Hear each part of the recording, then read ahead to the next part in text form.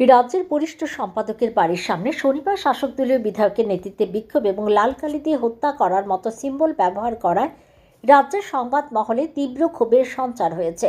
এ নিয়ে সাংবাদিকদের এক প্রতিনিধি দল রাজ্য পুলিশের মহানির্দেশকের সাথে দেখা করেন এবং আইন অনুযায়ী গোটা ঘটনার সুষ্ঠু বিচার চান। এই প্রতিনিধি দলে এদিন উপস্থিত ছিলেন আগরতলা প্রেস ক্লাবের সভাপতি প্রণব সরকার, খুমলুং প্রেস ক্লাবের সম্পাদক সহ বিভিন্ন সংবাদ মাধ্যমের প্রতিনিধিরা। এই প্রসঙ্গে আগরতলা প্রেস ক্লাবের সভাপতি প্রণব সরকার এই ধরনের ঘটনার নিন্দা জানিয়ে সংবাদ মাধ্যমে এই প্রসঙ্গে অবগত করেন। আমরা আজকে যে ঘটনা ঘটেছে, আমাদের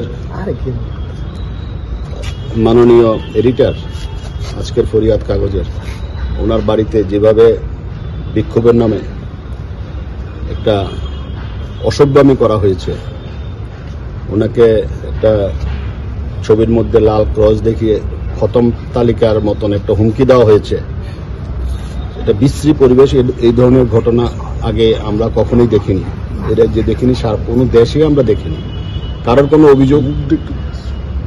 কোনো অভিযোগ থাকতে পারে, থাকলে বিচারের জায়গা আছে, সেখানে বিচার হতে পারে, কিন্তু এইভাবে প্রকাশ্যে এটা আমাদের কাছে একটা খুব নিন্দনীয় ঘটনা এবং ধিক্কার জানাই আমরা এইসব ঘটনা। আজকে আমরা ডিজিপি সাহেবের সাথে কথা বলেছি, ডিজিপি সাহেবের কাছে ডিজিপি সাহেব বিস্তারিত আমরা বলেছি, আজকের ঘটনা বলেছি, রঞ্জিত দেববর্মার ঘটনা আমরা বলেছি। আমরা ওই দিন জমায়েত করার পরে রঞ্জিত দেববর্মা লাইভ করে যেভাবে সবাইকে ধমক দিয়েছে সেটা বলেছি। আজকের ঘটনা বিস্তারিত এখনও পোস্টারগুলো আছে সেগুলো বলেছি। তো পুলিশও সব জানে।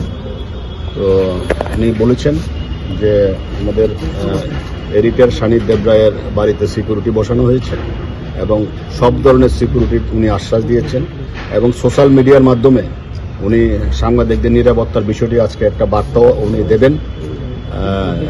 এছাড়াও আইন অনুযায়ী যা যা করার উনি সব করবেন। উনি আমাদের বলেছেন যে আমরা পাল্টা একটা কর্মসূচি আমরা নিয়েছিলাম। উনি বলেছেন আপনারা একটু ধৈর্য ধরুন, আপনারা আইন হাতে তুলে নেবেন না, আমরা আমাদের মতন করে আমরা আমাদের কাজ করতে দিন।